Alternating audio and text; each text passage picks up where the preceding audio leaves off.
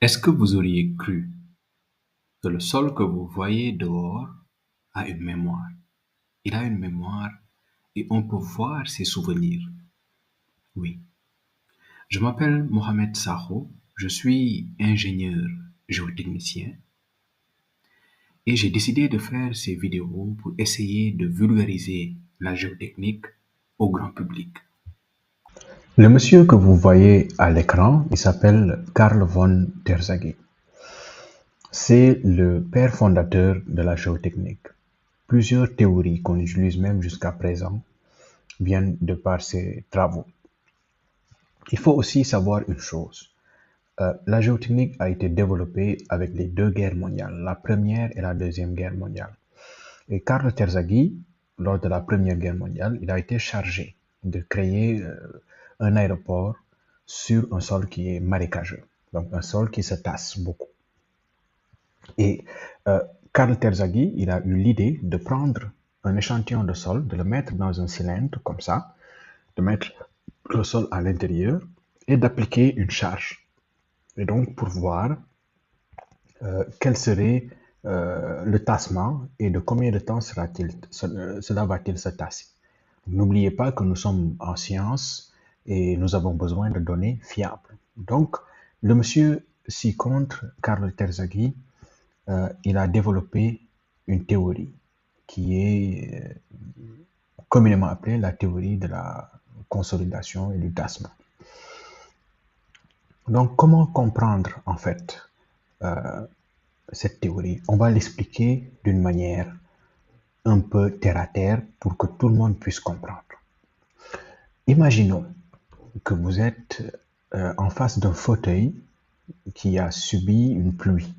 Donc, le fauteuil, il est imbibé d'eau et vous allez vous asseoir dessus.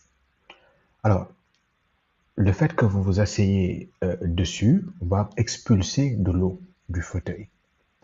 Et ça peut être considéré comme la consolidation.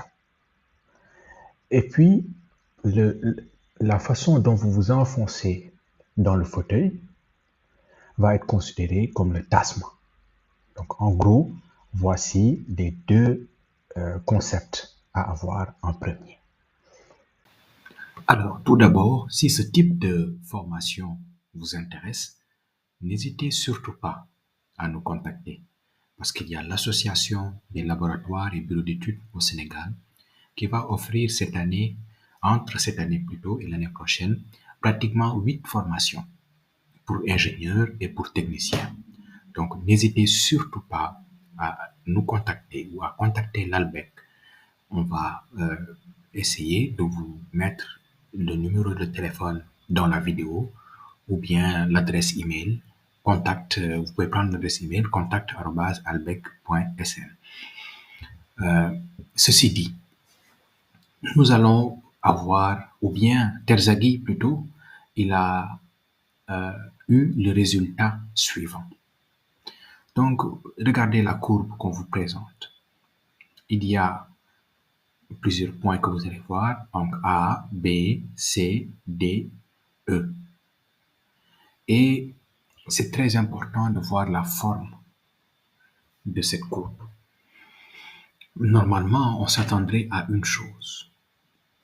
Lorsque j'applique une charge, j'ai un tassement. Lorsque j'applique une charge plus grande, j'ai un tassement plus grand. Ce phénomène a été mis en évidence. Par contre, entre deux charges distinctes, Terzaghi s'est rendu compte d'une chose. Le comportement du sol diffère. Il se tasse plus entre une gamme de charges et se tasse moins entre une autre gamme de charges. Et ceci a été un choc entre guillemets pour le chercheur Carl von Terzaghi. Donc, on va essayer d'analyser ça ensemble. Regardez ici, entre le point A et le point B, il y a un tassement qui est moins important. Vous allez voir la pente de la droite AB est moins importante que la pente de la droite CD, par exemple. Et il s'est rendu compte d'une chose de Terzaghi. Le taux de tassement entre A et B est différent du taux de tassement entre C et D. Lorsque je dis taux de tassement, je parle plutôt de la pente. Regardez, imaginons que vous avez une courbe ou bien une droite y égale ax plus b. Donc la pente de la droite AB, c'est dy sur dx.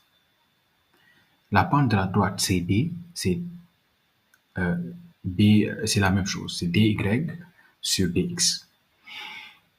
Et ces deux pentes sont différentes. Les pentes, ils peuvent être considérées comme des taux de conversion. C'est-à-dire, sur x, on a le logarithme de la contrainte. Sur y, on a l'indice des vides qui est lié au tassement. Lorsqu'on fait ce constat,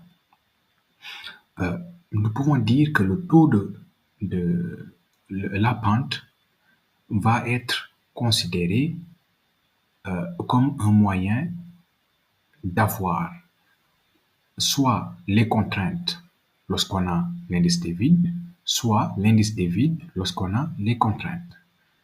Et c'est ça qui va nous intéresser. C'est-à-dire, lorsque j'ai par exemple une semelle qui est chargée à 6 tonnes, on pourra savoir quel sera le tassement.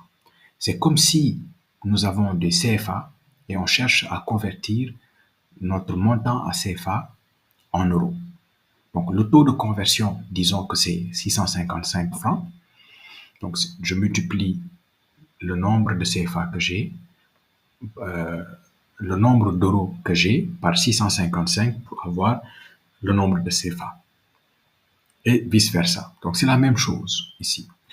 Lorsque nous avons ces pentes, nous pouvons avoir les indices des vides et donc nous pouvons avoir les tassements.